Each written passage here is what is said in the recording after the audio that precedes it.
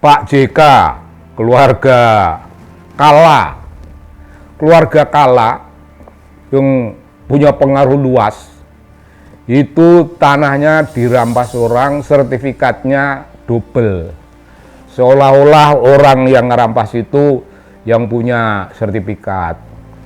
Dan celakanya Bung, celakanya celaka, puncaknya celaka itu bukan datang dari suara pembelaan, bukan datang dari suatu tekad untuk menegakkan keadilan dan kebenaran. Tapi suara itu suara orang yang tidak berdaya. Suara menteri Bung, namanya Nusron. Dia bersuara sebagai orang yang sama sekali tidak berdaya. Dia bilang, sampai kiamat tinggal 2 hari pun mafia tanah itu ada. Bung, itu omongannya orang nggak berdaya.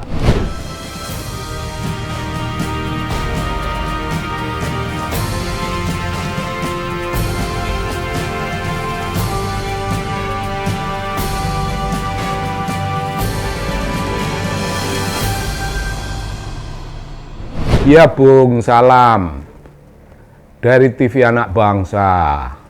Salam untuk Pak JK.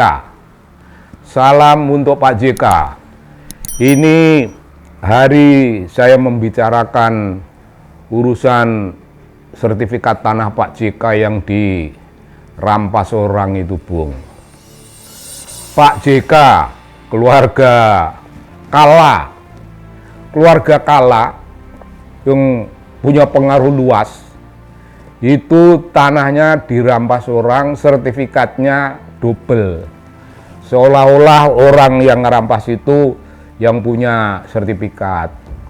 Dan celakanya Bung, celakanya celaka, puncaknya celaka itu bukan datang dari suara pembelaan, bukan datang dari suatu tekad untuk menegakkan keadilan dan kebenaran. Tapi suara itu suara orang yang tidak berdaya. Suara menteri Bung, namanya Nusron. Dia bersuara sebagai orang yang sama sekali tidak berdaya. Dia bilang, sampai kiamat tinggal 2 hari pun mafia tanah itu ada. Bung, itu omongannya orang nggak berdaya. Bukan menteri, kalau ngomong begitu itu ngomongan cepete pinggir jalan, Bung, ngomongan mentalitas kere lah. Mentalitas kere pinggir-pinggir saya tidak berdaya. Kalau mentalitas menteri, baik, barangkali sampai kapanpun yang namanya mafia tanah itu akan tetap ada. Tapi saya sebagai menteri akan hadir.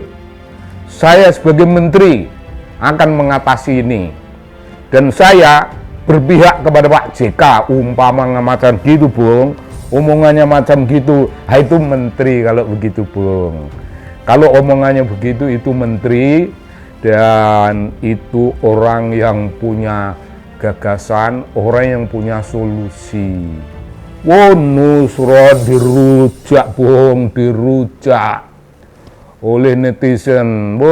Anak-anak muda itu ngomongin, gue sangsut lu, gue tonjok dah lu mangap pasal, kayak gitu, Bung. Rujakannya itu mengerikan.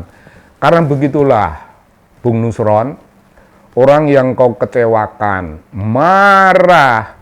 Siapakah anak-anak muda, para netizen yang marah itu? Apakah itu orang Makassar? Bukan. Apakah itu keluarganya Pak JK? Bukan. Mereka itu warga negara Republik Indonesia yang tidak rela melihat kedurjanaan berlangsung di negeri kita. Bung, mari saya ingin mengemukakan bagaimana saya pribadi punya pengalaman waktu menjabat. Saya menghadap Pak JK menyampaikan laporan bahwa Wisma Antara itu dikuasai oleh pihak lain. Saya cerita, dikuasai oleh pihak lain zaman dahulu. Antara itu dibangun tapi Antara tidak punya duit. Presiden Soekarno membuat kepres tahun 62 atau 64 ya. Intinya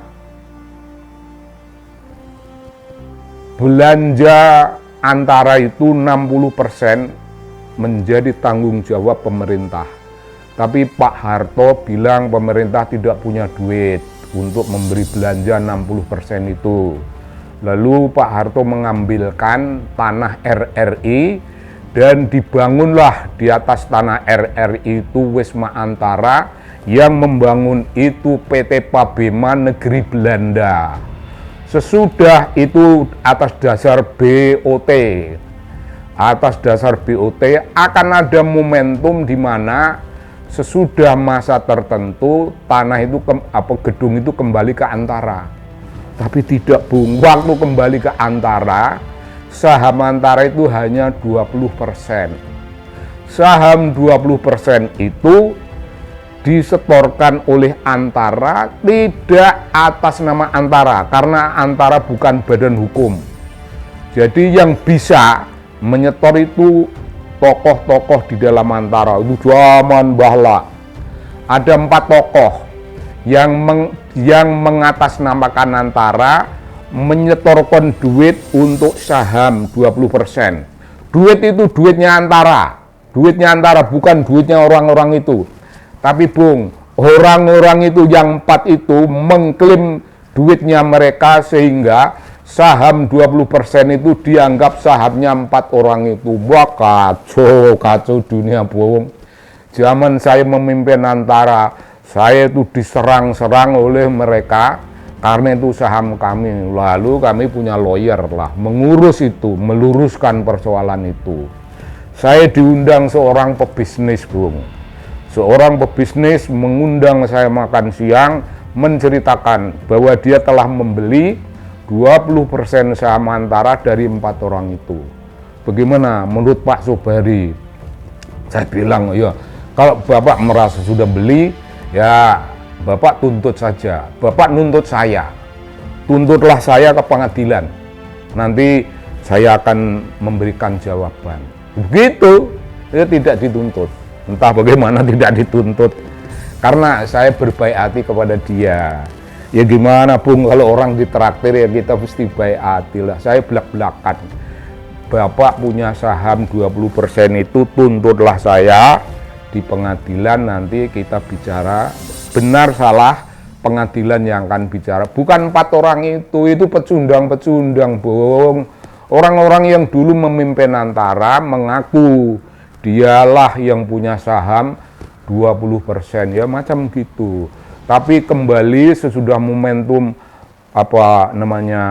BOT itu sampai batas, itu ternyata kita disuruh beli, Bung, mesti bayar. Wah, bayarannya jumlah mahal sekali, Antara nggak punya duit. Lalu tiba-tiba itu PT Pabema Belanda itu sudah tidak ada, yang ada Joko Chandra, Bung. Joko Chandra, kita berurusan dengan Joko Chandra, dan selama berada dalam penguasaan Joko Chandra, Wisma Antara itu, Bung, tidak pernah menunjukkan ada profit. Itu selalu tidak ada profit. Padahal hunian itu keren lah, kita bisa menghitung hunian di Wisma penyewa itu sedemikian rupa, namun di tangan Joko Chandra tidak ada, sehingga Antara tidak dapat apa-apa. Dari Joko Chandra kita harapkan, kita sedang mencoba untuk mengambil. Saya laporkan Pak JK, lapor Presiden dulu SBY, tapi nggak ada respon. Ya nggak ada respon Presiden, ya kepada Wakil Presiden. Dan zaman itu, Bung, Pak JK disebut sebagai the real Presiden. Saya menghadap ke kantor Wakil Presiden. Apa kata beliau? Sobari, coba kau tulis surat kepada saya, ke Wakil Presiden. Tegaskan itu surat itu berbunyi begini, saya akan urus. Wah, begitu dibikinkan surat, beliau bikin disposisi, selamatkan aset negara. Tegas tegasnya tegas. Dan apa, Bung? Selamatkan Aset Negara itu Pak JK tidak memerintahkan saya untuk melakukan rapat-rapat dengan semua pihak yang terkait dengan urusan Wisma. Beliau yang mimpin rapat-rapat itu di kantornya. Beliau jadi tuan rumah, sebenarnya mestinya saya, tapi beliau ambil oper. Kurang keren apa? Kurang keren apa pejabat seperti itu? Bung, mengundang gubernur Jakarta, mengundang Kapolri, mengundang Menteri Keuangan, mengundang, pokoknya nama-nama pejabat-pejabat penting itu diundang untuk rapat mengambil kembali Wisma Antara. Begitulah di tangan Pak JK. Bangga, Bung, bangga saya. Waktu saya datang itu, wah, senang sekali punya wakil presiden seperti ini. Senang sekali. Pak JK, Bung, Pak JK. Dan itu kenangan saya, suatu kehormatan, dan omongan ini salam hangat saya, salam penuh hormat pada beliau. Dan ada satu lagi, dalam suatu podcast, ada beberapa kali podcast itu kita menyinggung Pak JK. Oh, saya ngeritik, Bung. Saya mengeritik itu keras. Pak JK nggak pernah tersinggung seperti pejabat Jawa itu. Nggak ada tersinggung. Kalau pejabat Jawa dikritik begitu sudah mencret, sudah gulung kuming. Pak JK tenang aja. Nanya juga kagak. Nah, ini kredit kedua, kredit poin itu moral politik high class yang saya dapatkan dari Pak JK. Ada 2 poin, Bung, 2 poin penting itu bagi saya sudah tinggi sekali. Dan yang terakhir itu beliau punya sertifikat direbut orang dan sebagainya, itu ya beliau tidak terlalu mencak-mencak, beliau diam saja. Nah, itu tanda, Bung. Saya kira ini bagian dari kehangatan relasi. Bung, saya PII dan beliau orang PII, beliau ketua lah yang kayak gitu. Jadi kalau mau dicari-carikan apa yang namanya terkaitan emosional, ya, komitmen emosional itu kita punya PII. Ya, beliau NU, saya juga orang yang dekat dengan NU. Itu, Bung, kaitan-kaitan emosi primordial macam itu membuat kita hangat. Tidak kita jadikan sebagai political capital, enggak. Political capital kita ialah cleanliness. Bersih dari ini, intisarinya kita bermain di atas papan catur politik kebangsaan, di atas papan catur politik yang berbicara tentang apa yang namanya hal-hal penting, bukan pribadi, Bung. Wah, saya merasa berbahagia ada tema yang membicarakan Pak JK, dan ini sekaligus memperlihatkan bagaimana saya punya utang budi tempo hari dilindungi oleh pejabat macam Pak JK. Bung, salam ya Pak JK, salam dari jauh, dan salam sama Bung Hamid Awaludin. Bung Hamid adalah sahabatnya Pak JK dan sahabat saya juga. Terima kasih, salam dari TV Anak Bangsa.